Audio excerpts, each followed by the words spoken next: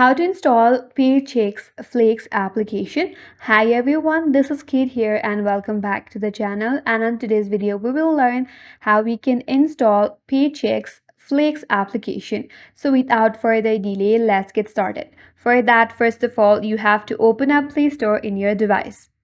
And make sure that you're signed in with your Google account. From here, tap on the search icon at the bottom right corner, and in the search bar, now type in Paychecks Flakes.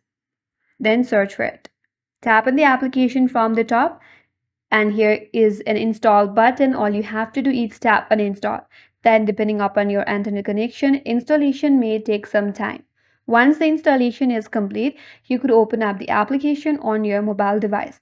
That's it, and that's all for today's video. Hope this video was helpful, and if you're new to our channel, consider subscribing. Thank you for watching and stay tuned for more videos.